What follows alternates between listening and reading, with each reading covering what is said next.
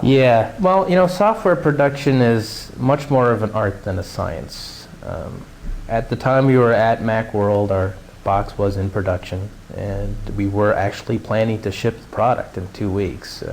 We certainly had no interest in lying to our customers and getting people annoyed at us, which was actually the end result. People getting annoyed at us, not us lying to them.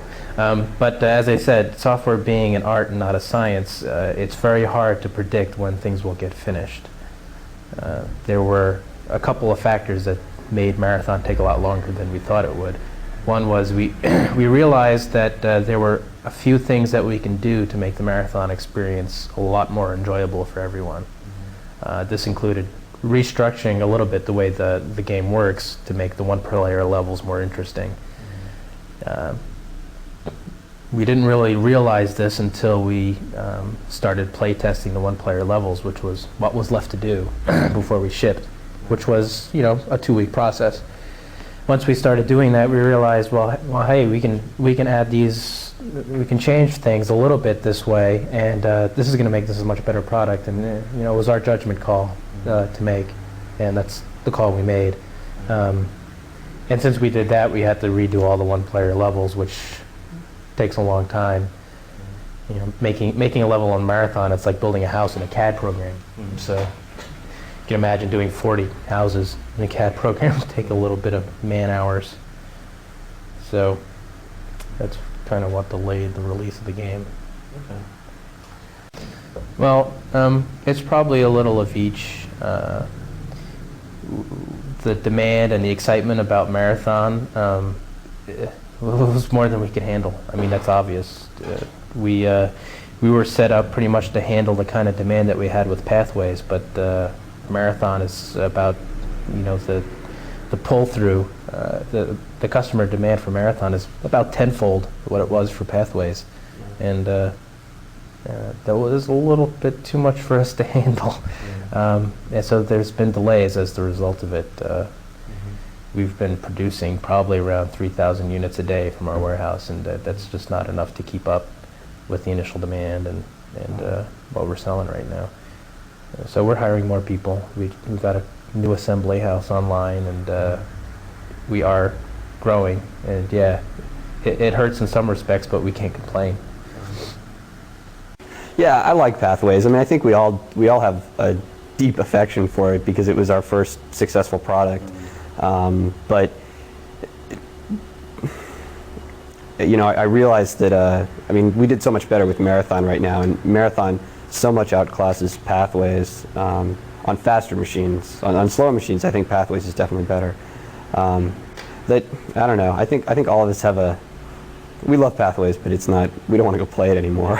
We're sick of it. We had to play it, 12 hours a day, 4 hours, or 12 hours a day for 4 days in a row at all the trade shows, and we all played it through probably 4 or 5 times in the beginning, and I think we're all pretty tired of it. But it's a great game. It launched the company, so we like it.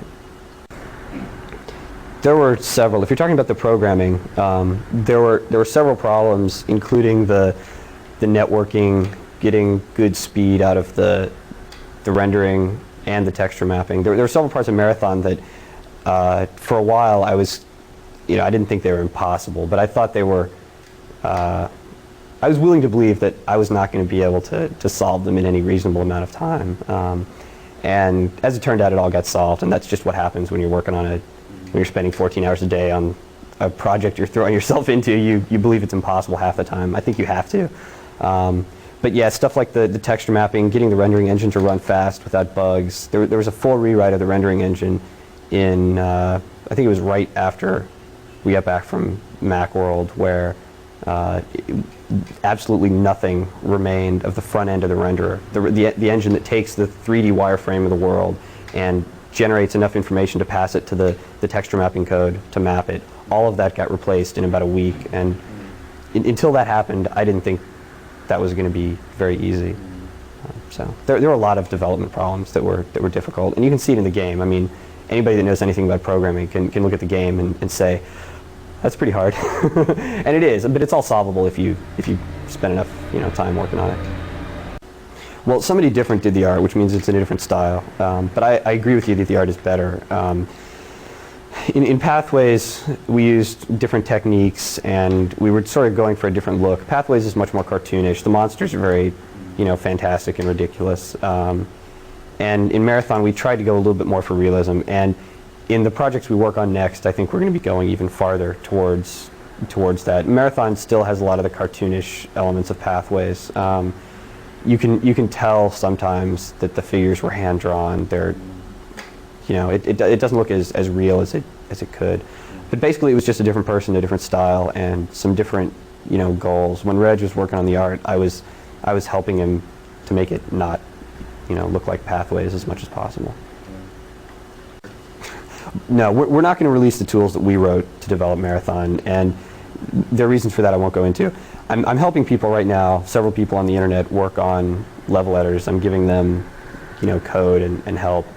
Right now I'm actually more interested in the physics model, which nobody's written an editor for, and is really cool, and in the short term, more interesting than the level editor. But I'm doing my best to get a level editor out into the public domain, so call me up.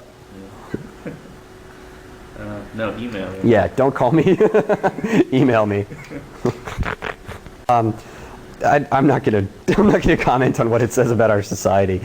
I think what's appealing about games like this is that anybody can sit down and see the gun being held out in front of their face and see the guys running around in the world, and it doesn't look just like the real world, but it's a metaphor that they can easily understand. They can say, oh, okay, I can shoot that guy, right? And they shoot him and he dies, and then they're into it. And it takes like 3 seconds for most people to figure out what the game is about and get into it. So it has an enormously wide appeal. And it's very, the 3D, you're running down the corridors, it's very, it's easy to get into. You see people dodging, projectiles in real life all the time. And I think that's the big point. It's much different than a game like, a flight sim that takes more time to get into, or a side-scrolling arcade game that's much more, much more Nintendo-ish. A lot of people don't get into that. A lot of people that aren't into computer games don't get into those games. But the first-person texture map games are very, you can identify with them real easily. And I won't get into the violence aspect of them. Everybody almost loves violence, so. There's some networking stuff that we didn't get to at the end because we realized we had to finish the solo game. And I should say that we didn't play net for the last probably 4 months in Marathon development. There's a lot of net stuff. There's some network games. We wanted to have games like Tag, King of the Hill, stuff like that. Those would have been really fun. Designate one guy as it, and you only get points for killing him. So everybody's trying to kill this one guy, and all he gets points for is escaping for a certain amount of time. King of the Hill, where there's a, whatever, there's some big pedestal in the middle of some room, and if you spend the longest time in a 10-minute game on top of that pedestal, you win. Stuff like that. That would be pretty cool. Some of the writing was rougher than we would have liked. The story didn't progress in a couple parts as well as we would have liked. And some of the maps definitely, especially in the beginning, were just not... We learned so much in the later stages of using the map editor that we really wanted to go back and change some of the first maps, but if there was no way to do that as far as time went. And then the art. We are going to pay a lot more attention to the art in the second game, because we know it can be improved. We can get better textures, stuff like that. We're going to be moving to 16-bit graphics, 16-bit source art, not just 16-bit on the screen like Marathon does. Actually 16 and 24-bit. There are a lot of things. There's a huge list of stuff that I just absolutely hate in Marathon that works pretty well, but I want to change. So is the sequel going to be called Marathon 2 or something else? I'm not going to talk about a sequel right now. I think my favorite smartass comment is anybody that looks at what we're doing and thinks about what they would do in our shoes can probably figure out what's going to happen. But especially with our experience shipping Marathon late, I'm not going to talk about future releases, especially this early, and probably not even our PR guy is going to talk about the future releases even a month before we ship them.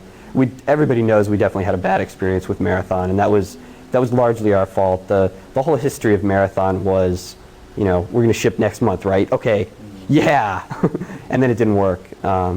So we're going to try to get away from that and just make things less public in the beginning.